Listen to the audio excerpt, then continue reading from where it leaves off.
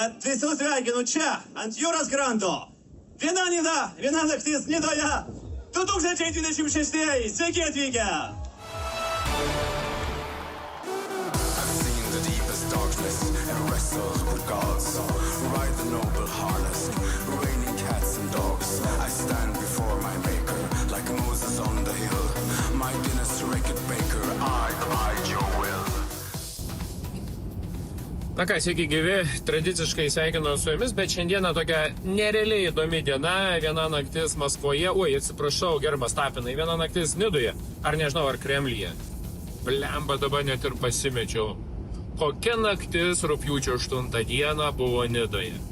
Kaip žinote, pas mus Lietuvoje yra tokių pseudo vertybininkų, kurie labai aiškina, kad jie myli Lietuvą, kad jiems ta Lietuva labai brangi, bet jie lygiai grečiai daro festivalius, be kurių negali apsieiti be Rusijos šlovinančių muzikantų. Taip jau atsitiko, kaip ir 25 metais Andrius Tapinas organizavo stulbinantį festivalį Nidoje, susirinko visokie miltiniai, nemiltiniai, apsimiltinė, neapsimiltinė, bet tokia įdomi publika, kuri labai čia šaukia, kad čia mes už Lietuvą, čia mes už vertybės, čia vienu žodžiu rusai blogai, reikia jo šaudyti ir panašiai, bet irgi koncertavo.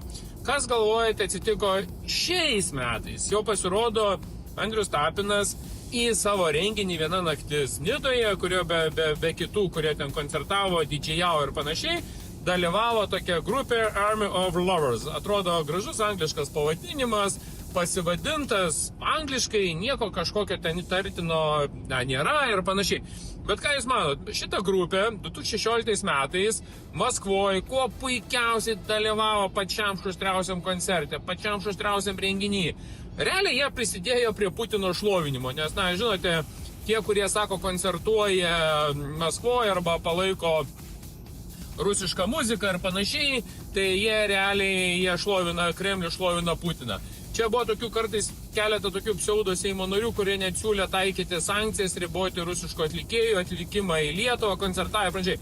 Bet pas didžiausią vertybininką Andrių Tapiną antrą kartą iš eilės dalyvauja muzikinės grupės, kurios po Krymo aneksijos. Tai kam priklauso Krymas, gerbiamas Andriau? Kam priklauso Krymas, gerbiamas Jekilaitį? Kam priklauso Krymas, gerbiamas Katkau? Kam priklauso Krymas, gerbiamas Morkūnai? Kaip dabar tas jūsų elitinis vakarėlis arba tie Nidoje įsipustę susirinkę visi vertybininkai, kurie Ukrainai gaili paaukoti 100 eurų ar 50 eurų, bet sugeba ateiti koncertą, pasiklausyti muzikos grupės, kuri, kaip ir dar kartą paminėsiu, tvarkingai, sėkmingai koncertuoja Rusijoje ir prisideda prie Putino šlovinimo, kai jis 2014 metais aneksavo ir okupavo Krymą. Deja, lietuviai, mėly mano gyventojai, viešumas turi būti žinomas. Tai yra tendencija. Rusija, kaip ir jie kalba, čia kalbam ne mes, bet tie vertybininkai, jie naudoja minkštasias galias, kaip parodyti, proteguoti, užtarti ir panašiai. Šita muzikos grupė, kuri koncertavo, dar kartą pabrėžiu, Maskvoje ir problemų tame nematė, todėl kyla klausimas, kam šitie vertybininkai lietuviškai dirba. Ar tai nėra minkštųjų galių įnešėjai į Lietuvą, nes tai yra jau tendencija. Antri metai Andriaus Tapino koncerte pasirodo muzikinės grupės, kurios koncertuoja ir koncertavo, tiksliau, būtent Rusijoje. Čia jums ir vertybininkai jūsų moralė. Nuo niekur jūs nepabėgsit nuo savo viešumo ir vis dėlto tiesos valanda tikrai atsisuks prieš jumis.